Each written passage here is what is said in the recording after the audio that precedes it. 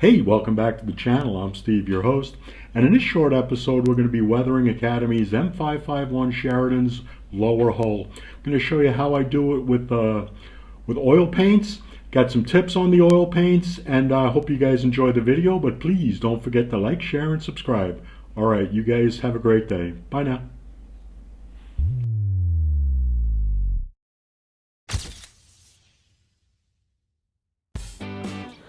Okay, I've got the lower hull painted with AK Real Colors Olive Drab. It's a bit dark, but it's a nice olive drab.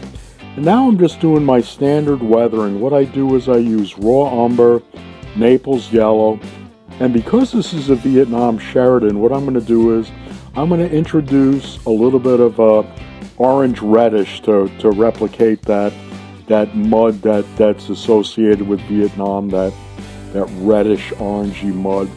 So what I'm doing now, I'm just stippling in the raw umber. It's kind of hard to see against the dark olive drab, but it's there, trust me. So now what I'm doing is I'm working in a bit of Naples. Nope, I'm working in a bit of the orange now. Now, one of the things I found later on was this orange really had a bit of a sheen to it, so I had to go back in and tone it down with. But I think it represents what I'm looking for. Hopefully you'll like the result too. I did up the road wheels in this combination, and I toned them down with a raw umber wash. So again, just stippling it in.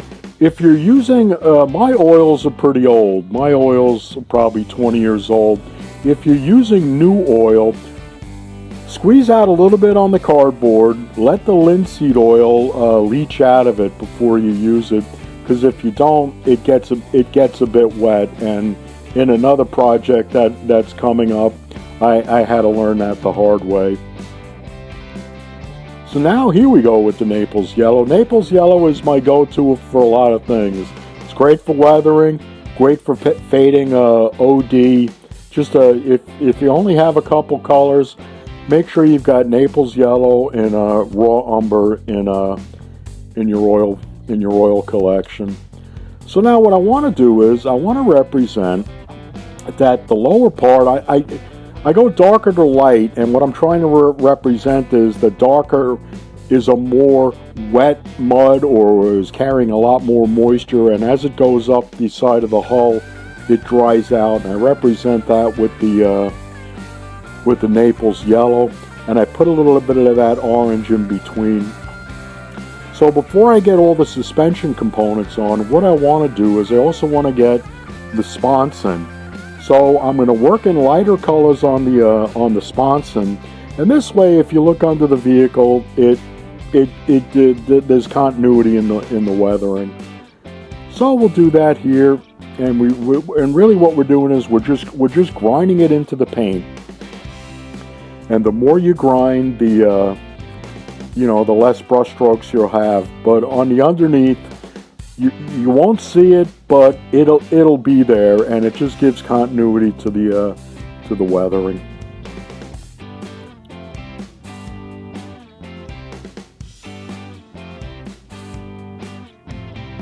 So we'll introduce a little bit of the orange.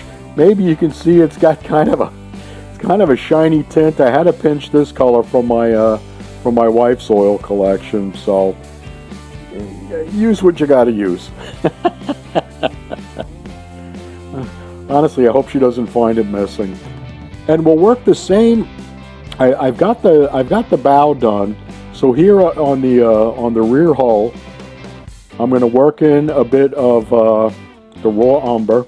I don't swap brushes. I try to avoid cleaning brushes with this method, because if you get any kind of mineral spirits in the mix, you just end up pushing things around as opposed to grinding it in. So you can see I've got it dark down below. I'm working the orange in, and we'll finish up with a bit of Naples Yellow.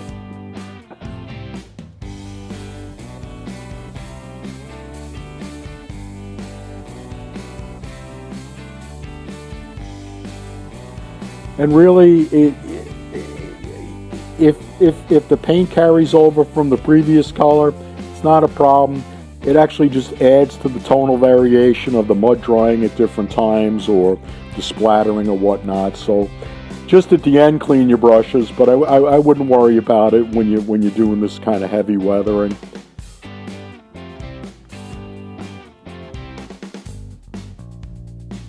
Right, so we've got that. Like I said, I did the road wheels earlier.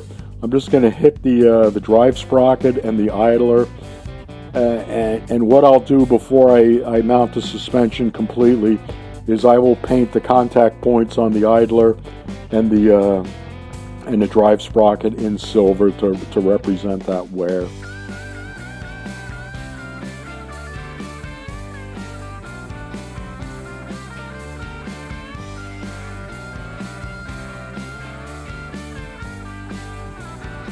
So we're just moving along, and I'm not really worried about. It's just kind of a mishmash of what's on the brush, just random. And I think random is your friend here. You don't want it to look too consistent, too put on. You want a bit of variation. So you're fine here. Just take those guys out, put them away so I don't lose them. So I've got it complete. You can see what we've done here. Hans will play us out. You guys have a great day. Thanks for watching.